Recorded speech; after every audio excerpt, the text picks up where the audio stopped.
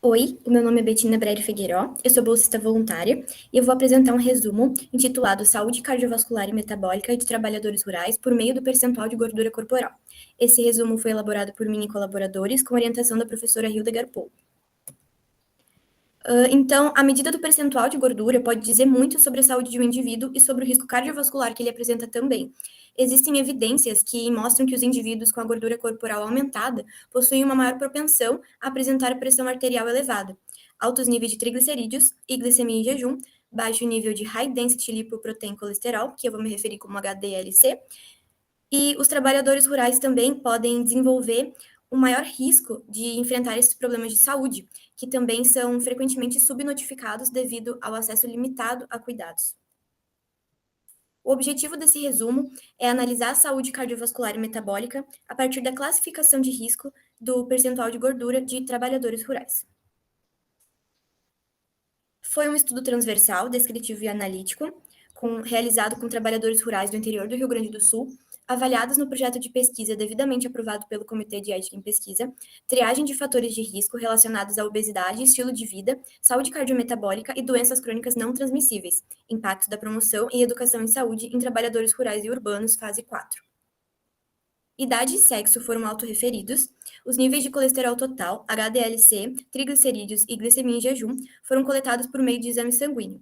Os níveis de pressão arterial sistólica e diastólica foram aferidos com esfigmomanômetro manual com o indivíduo em repouso.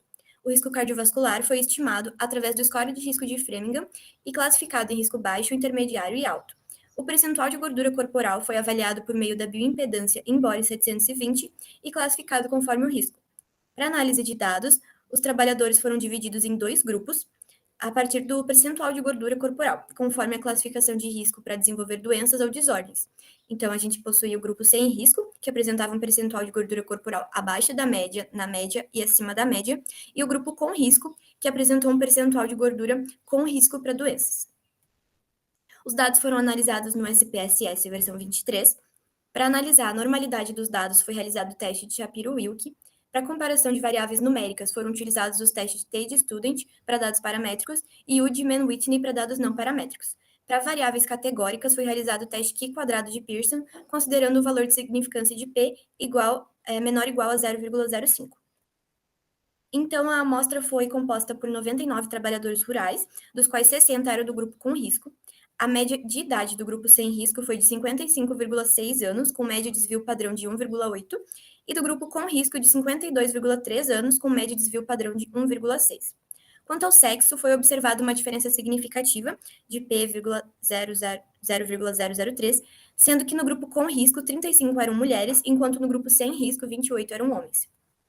Os níveis sanguíneos de colesterol total, HDLC e glicemia em jejum não apresentaram diferença entre os grupos, porém as médias dos níveis desses biomarcadores foram relativamente maiores nos grupos com risco. Os níveis sanguíneos de triglicerídeos apresentaram diferença, sendo a média do grupo sem risco de 96,2 mg por decilitro, com média de desvio padrão de 7, e do grupo com risco de 117,5 mg por decilitro, com média de desvio padrão de 6,9.